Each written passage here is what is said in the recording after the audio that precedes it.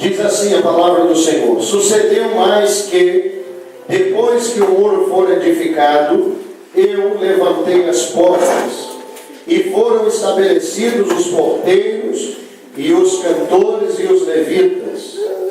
Versículo 2: eu nomeei a Anani, meu irmão, e Ananias, maioral da fortaleza, sobre Jerusalém, porque era homem fiel e temente a Deus, mais do que muitos. E disse-lhes: não se abram as portas de Jerusalém até que o sol aqueça, e enquanto assistirem ali, fechem as portas, e vós trancai-as, e ponham-se guardas dos moradores de Jerusalém, cada um na sua guarda, e cada um diante da sua casa.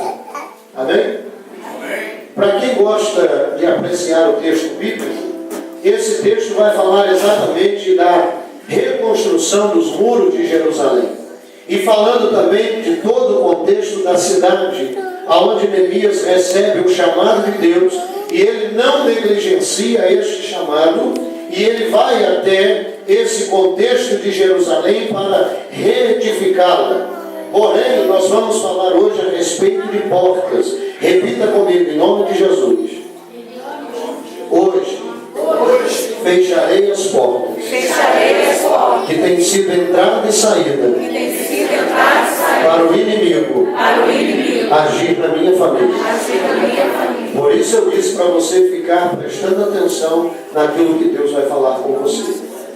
Hoje é uma noite que Deus traz uma palavra ao nosso coração, dentro daquelas duas que já nos trouxe nas quintas-feiras anteriores, onde nós falamos de princípios, onde precisamos colocar a nossa família diante desses princípios e dizer a Deus: Senhor, eu quero aplicar esses princípios na minha vida, na minha família, trazer a alegria do Senhor, a bênção do Senhor para a minha vida. E muito bem colocado aqui pela minha esposa, que nos antecedeu, foi dito que nós somos ótimos ouvintes, mas às vezes nós negligenciamos na prática.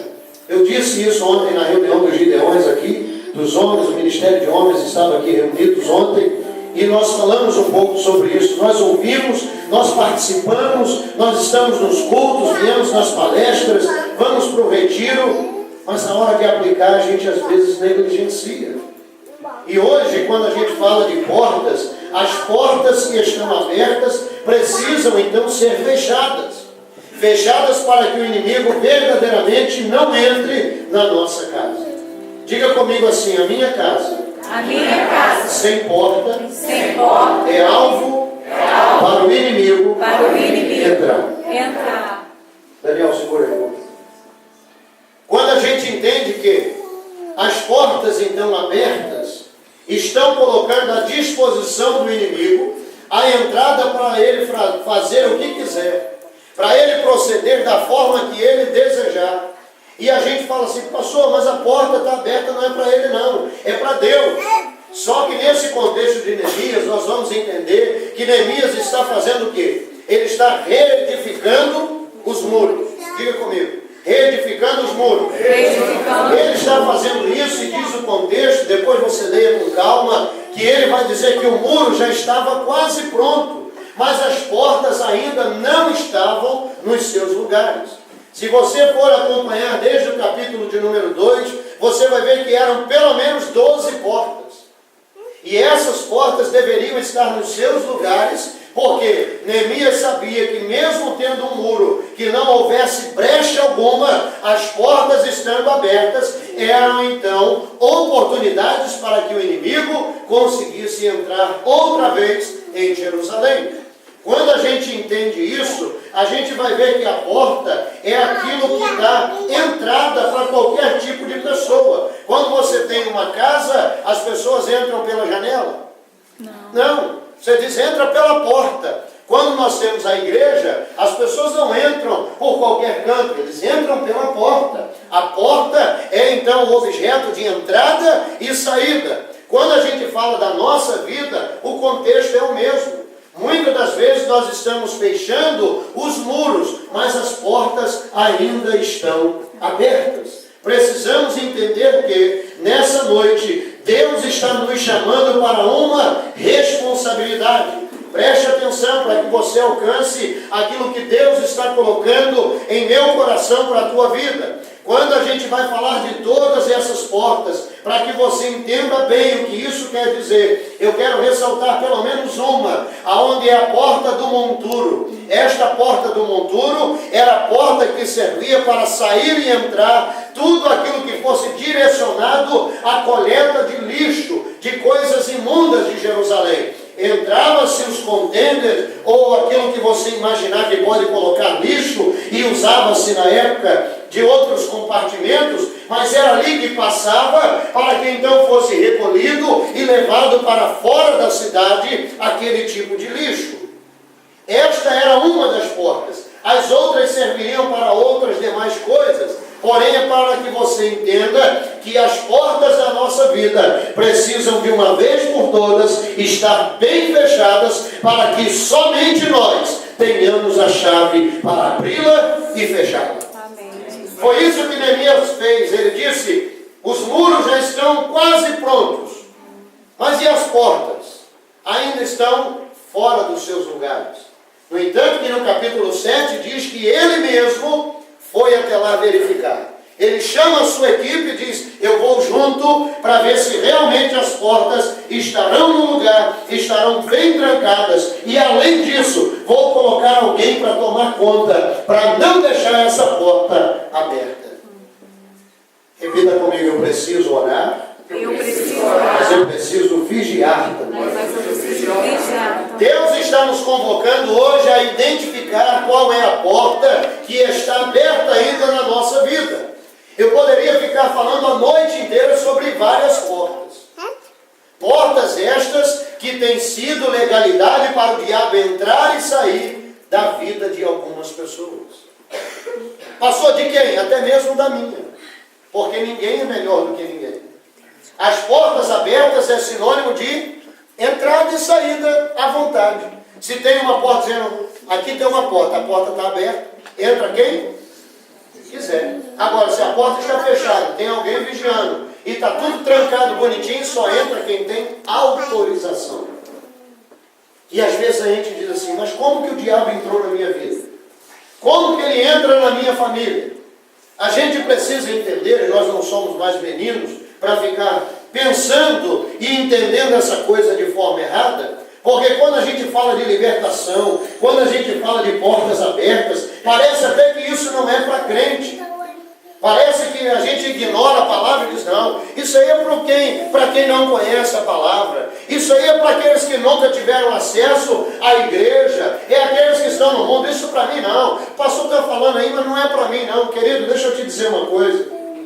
Nós precisamos de libertação todo dia, toda hora, sem parar.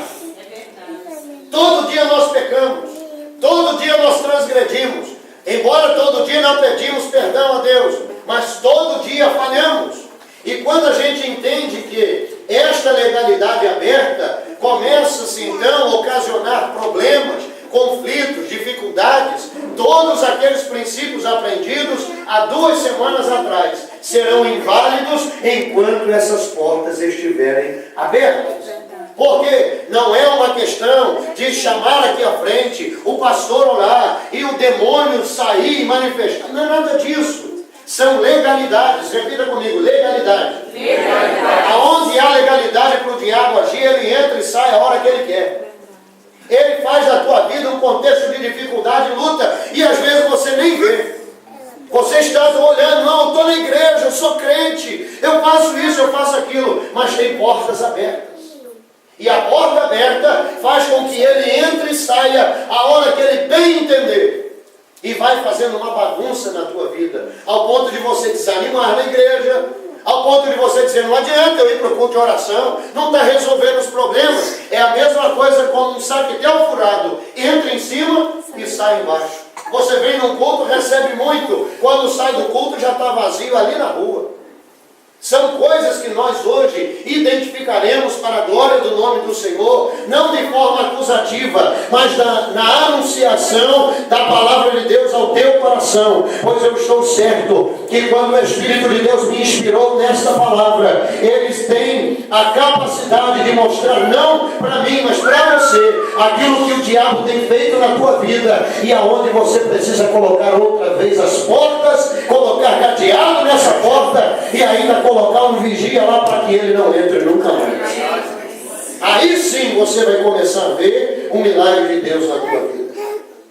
Repita comigo: eu não quero a minha família como uma casa sem portas. Tem que ter porta, irmão. Tem que ter segurança.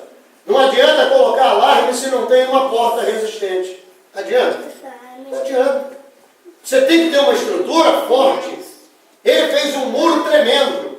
Mas ele disse, se não tiver as portas fora do lugar, eles vão entrar do mesmo jeito. Então a gente precisa pensar nisso. As portas representam a obra finalizada. Alguém já construiu uma casa desde o começo?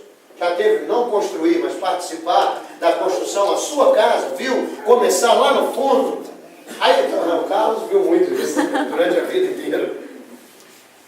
Quando a gente constrói uma casa, a gente apronta ela toda e diz assim, agora só faltam as portas e as janelas. Isso fica sempre para o final, porque primeiro você quer ver a casa pronta. Foi assim com eles também, viu? Lá no tempo de Neemias, os pedreiros trabalhavam da mesma forma. Primeiro vamos levantar o que é mais pesado, vamos levantar tudo. Depois, nós vamos colocar as portas no lugar. Nós vamos fechar as entradas e saídas. Quando a gente termina a casa, a gente vai e compra as melhores janelas, as melhores portas e manda então fazer a instalação. Por que na nossa vida com Deus é diferente? A gente faz até mesmo uma casa. A gente constrói até alguma coisa. Mas a gente não coloca nem porta e nem janela. Pastor, não coloquei. Quando coloca, esquece aberta. Não adianta, nós precisamos entender que estas portas representam a obra finalizada, ou seja, Deus edificou a minha família, Deus edificou a minha casa, e as portas já não mais estarão abertas, porque o inimigo procurará sempre por portas abertas na nossa vida. Se houver uma brecha, ele entra. Diga para quem está do teu lado, o inimigo só entra na sua falha. Irmão, em nome de Jesus, entenda isso aqui hoje. O diabo não tem poder sobre a tua vida. Só tem poder se você der poder a ele. Se você disser, entra aqui, ele entra. Não, pastor, mas a Bíblia diz que ele arromba e que ele... se você não estiver vigilante, ele arromba mesmo. Alguém vê alguém arrombando a sua casa e fica de braço cruzado?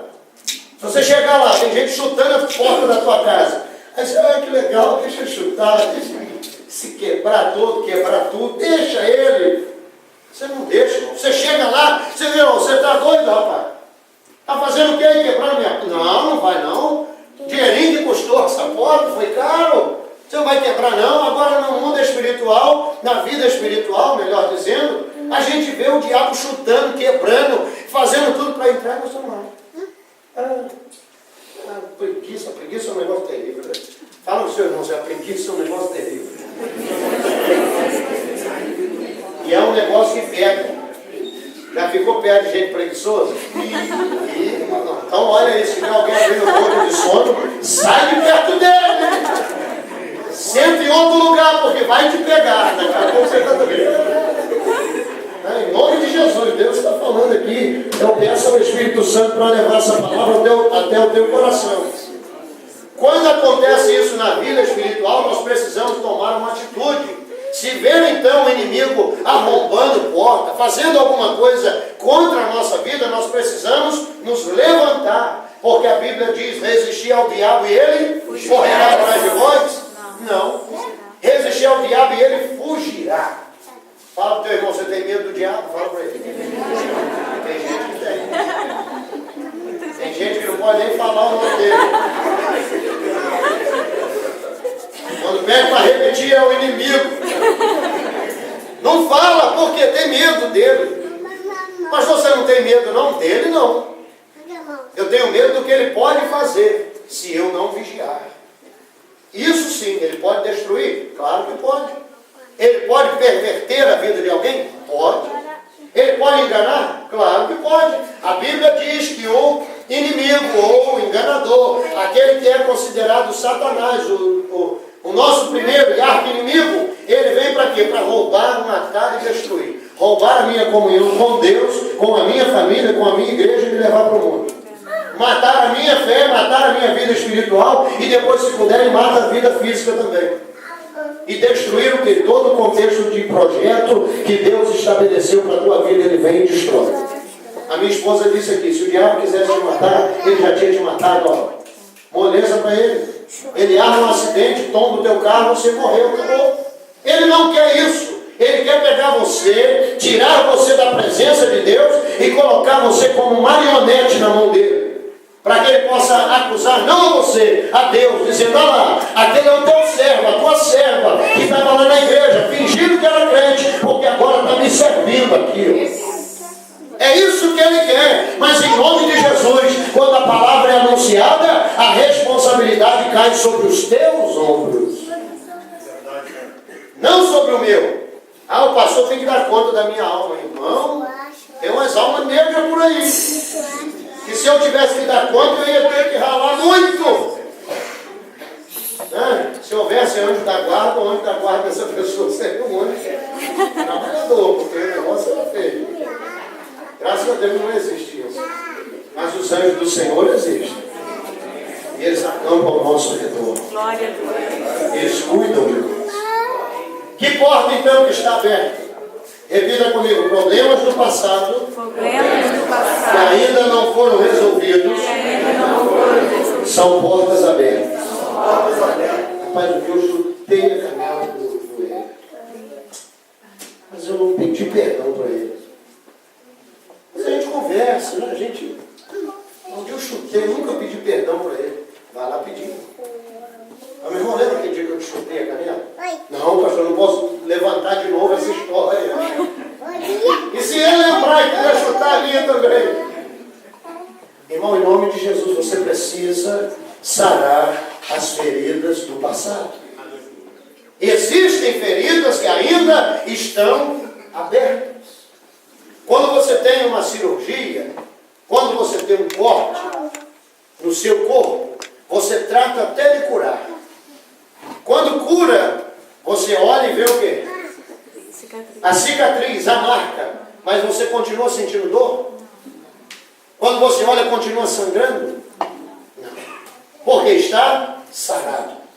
Mas enquanto aquela ferida estiver aberta e você olha, você vai lembrar. Você vai sentir dor. Você vai lembrar de tudo o que aconteceu para que aquela ferida fosse aberta. Então eu preciso resolver aquilo que ficou pendente lá no passado. Eu não posso permitir que o inimigo ainda esteja na minha mente, lançando setas malignas, dizendo, lembra de quando você pecou? Lembra de quando você caiu? Pastor, mas ele não para de fazer isso, e você parou de quê? De afrontá-lo. Em dizer, não, aqui, se você está me lembrando do pecado que eu já tive, o meu Deus já me perdoou. Está ficando doido, né? Ficar lançando isso na minha cabeça, alimentando o sentimento de culpa das coisas que para trás ficaram. Diz a palavra que nós somos novas. Eis que tudo que era ruim, a tribulação, o momento de angústia, a dificuldade ficaram para trás. E eis que tudo se fez. E por que ele ainda está agindo na tua vida? Fala para o teu irmão aí, temos que tomar uma atitude hoje. É hora de começar a limpar os problemas do passado. Repita comigo, quem gosta de passado, é museu. Museu é que gosta de coisa do passado. Você entra lá, tem coisa de 1949, 1939, 1800 e não sei o quê. Agora, a vida do cristão não pode ser um museu. Quando você chega, na época que eu fazia isso, na época que eu fiz aquilo, em nome de Jesus, diga assim, agora eu sou de Cristo, sou nova criatura, cheio do Espírito Santo, sou lavado e remido pelo sangue de Jesus, Aleluia. Alguém já enfrentou um cachorro muito bravo? Já teve essa experiência terrível? Não, tenho medo de cachorro, não é brincadeira. Quando ele é grande, late forte, tem cachorro de pobre que não faz muita diferença. Ele fica, caiu, não faz nada. Mas tem os outros que latem mais firme. Aí Senhor. Mas só que é a mesma coisa, o canhão e o outro é a mesma coisa. Quando ele chega e começa a fazer muita presença, se você permanecer e partir para cima dele, ele vai te morder. Você precisa ficar onde está. Não recuar, porque ele vai desistir, ele vai sair. O diabo é a mesma coisa. Você não precisa pular para dentro, não. Fica ali. Só não recua, fica permanente. Dizendo, Deus, é o Senhor que vai na minha frente. Daqui a pouco você não está nem partindo para cima dele, mas ele vai recuando. Senhor, opa, Deus chegou aqui. Jesus chegou na minha causa. Ele está mandando o diabo embora. E eu continuo avançando para a glória do nome do Senhor. Quer ver a tua família avançando? É hora de começar a resistir um pouco mais. Na primeira luta, puf, caiu. Olha, irmão, a irmã estava aí ontem. Estava mesmo, cheia, dando glória a Deus dessa altura. Agora também, misericórdia. Eita Jesus. Pedindo misericórdia, não para de pedir misericórdia. Pede revestimento. Misericórdia ele já teve, ele te salvou da perdição. Ele morreu na cruz por causa da tua vida. Ele não vai morrer de novo, ele já teve misericórdia de você. E ele vai cuidando de nós. Então você diga, Senhor, me dá revestimento. Me dá revestimento para que eu possa ter poder para vencer as ciladas do inimigo. Me dá sabedoria, me dá as armas que eu preciso lutar, porque a nossa luta não é contra a carne nem contra sangue, mas contra principado, potestade da maldade, contra as hostes espirituais do mal, coisas que vêm contra a nossa vida e às vezes nós não estamos nem vendo.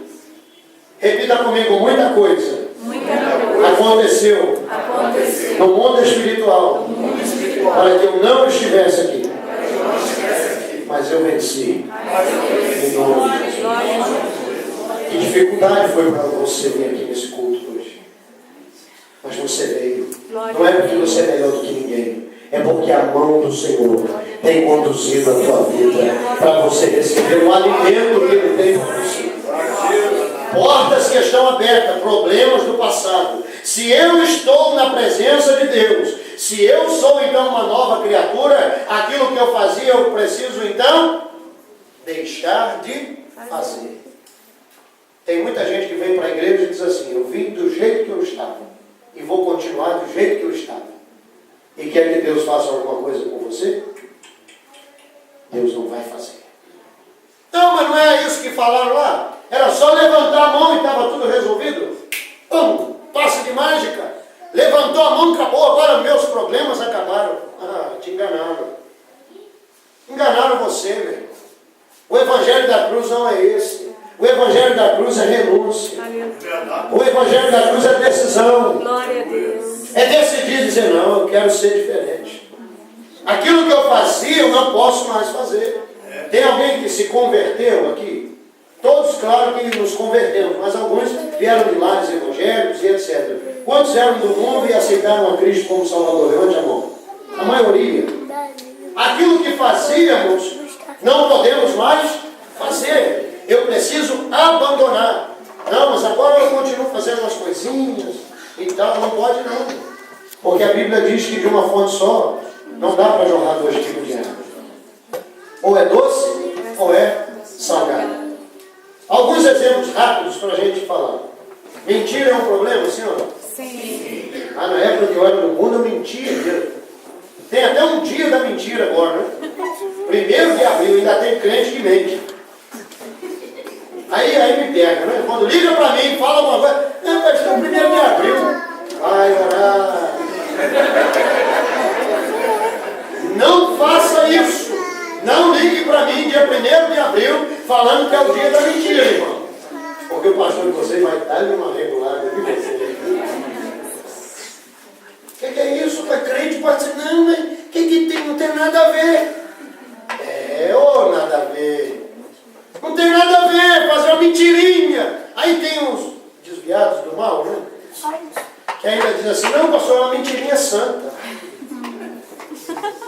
Aonde está na Bíblia que a mentira pode ser santa? Se o próprio Deus inspira o escritor em dizer que a Bíblia nos deixa claro que a mentira tem um pai, e o pai é o diabo. Ele é o pai, então se eu minto, eu estou sendo o que dele? Filho. Jesus. Não, pastor, mas eu tinha que mentir. Irmão, você não tem que mentir em momento nenhum. Diga a verdade, porque a mentira, ela cativa a pessoa. Quando você está cativo pela mentira, você nem vem à igreja. Você falou a mentira. Não é porque as pessoas sabem da verdade.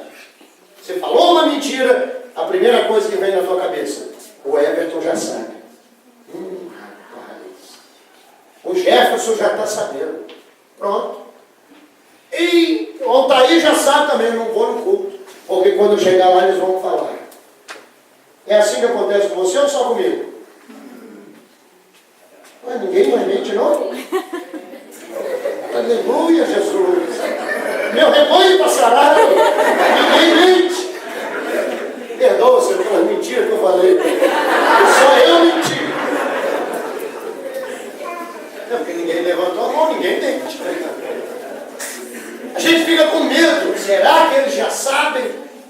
Será que se eu chegar alguém vai falar alguma coisa? Vai dizer a verdade? A verdade liberta. Você falou a verdade, pode vir aonde for, chegar a hora que for, com quem tiver. Meu irmão, estou aqui. O que foi? Falaram um negócio de você, falaram o quê? Pode falar para mim. Falaram isso é mentira. Mas o que eu falei é verdade. A verdade liberta, sim ou não? Sim. Então o que a Bíblia diz? Conhecereis a verdade. E a verdade vos libertará. Então para de mentir em nome de Jesus. Se o inimigo vê essa porta aberta, ele entra.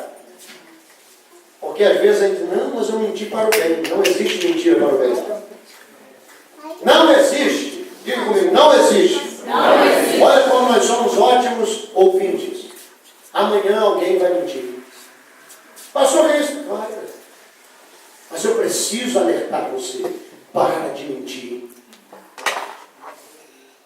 Aleluia. Glória a Deus. Para de mentir.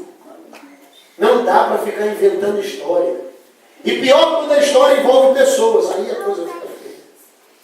Versículo 8, capítulo 8, versículo 44 de João. Não precisa nem abrir, eu vou ler para você. Vós tende por pai ao diabo, e quereis satisfazer os desejos do vosso pai. Ele foi homicida desde o princípio, e não se firmou na verdade, porque não há verdade nele. Quando ele profere mentira, fala do que ele é próprio, porque é mentiroso e pai da... Se você ainda tem essa porta aberta, meu irmão, fecha hoje. Se você já estava programando uma mentirinha para amanhã, acaba com ela agora. Já viu aquela coisa assim, não vou trabalhar hoje não. Depois eu ligo para lá, falo que eu estava com dor de cabeça. Não usa a saúde para ficar inventando história, não. Chega lá, eu falo que meu filho estava doente. Aí depois eles me liberam. Abriu uma porta desse tamanho para chegar a enfermidade lá na vida do teu filho. Aí o filho fica doente.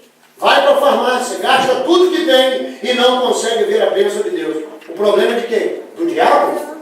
Não, o problema é nosso. Porque a gente não assume a responsabilidade de não mentir. Outra coisa importante que nós fazemos, atitudes e escolhas erradas, repita comigo. Atitudes